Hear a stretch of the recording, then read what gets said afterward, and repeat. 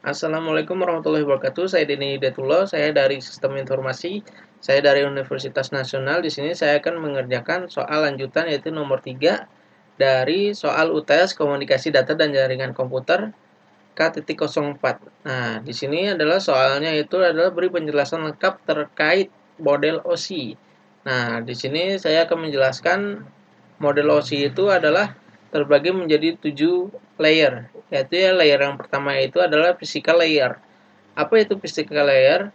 Physical layer itu adalah lapisan yang berhubungan dengan fisik. Nah, jadi ini physical layer ini berhubungan erat dengan para hardware, yaitu alias perangkat keras jaringan secara fisik.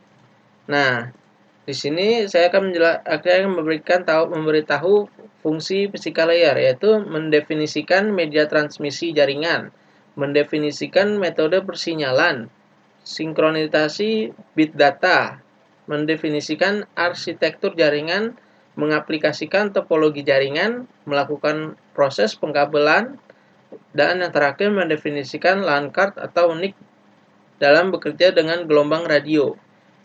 Yang kedua yaitu data link layer.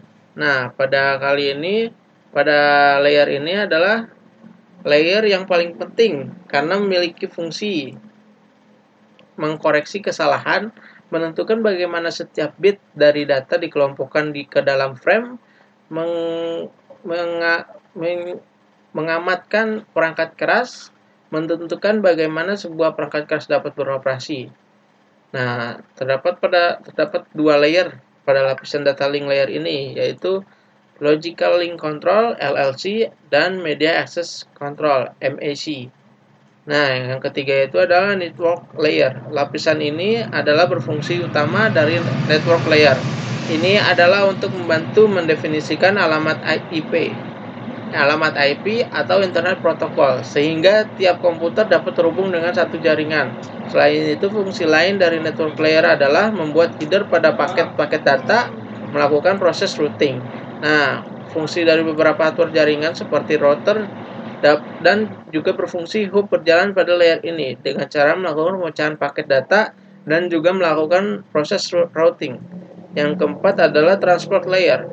Nah, pada layer ini adalah memiliki tugas sebagai pengantar, yaitu memecahkan data ke dalam paket-paket data, mentransmisikan data dari session layer menuju network layer maupun sebaliknya, membuat penomoran pada paket-paket data sehingga nantinya dapat disusun kembali dengan mudah, melakukan proses transmisi ulang pada paket data yang hilang. Nah, yang kelima, session layer. Nah, pada layer ini adalah layer yang memiliki fungsi utama mendefinisikan bagaimana sebuah koneksi bisa dibangun, serta dapat mendefinisikan manajemen dari sebuah koneksi, seperti menghancurkan dan juga melihara koneksi. Nah, yang layer ke-6 yaitu adalah presentation layer.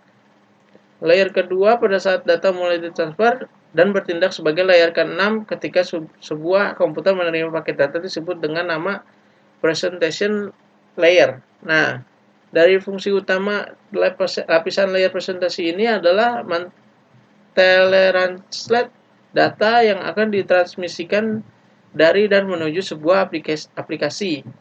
Nah, apabila merupakan proses awal, lapisan ini berfungsi untuk menerjemahkan aplikasi menjadi sebuah data yang ditransmisikan. Begitu juga sebaliknya.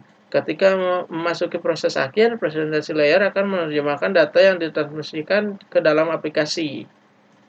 Nah, yang terakhir adalah application layer. Application layer merupakan lapisan pertama saat sebuah data mulai ditransfer dan merupakan lapisan terakhir yang dilewati begitu komputer klien menerima data tersebut. Nah, fungsi pada aplikasi layer itu adalah menyajikan interface antara aplikasi dengan jaringan, mengatur bagaimana sebuah aplikasi mampu untuk mengakses jaringan, membuat pesan-pesan berupa kesalahan pada jaringan, menampilkan display dari sebuah jaringan. Nah, ada beberapa protokol yang ditempatkan pada lapisan application layer ini, yaitu HTTP, SMPTP, dan NFS. Berikut sekian dari penjelasan mengenai soal UTS ini. Wassalamualaikum warahmatullahi wabarakatuh.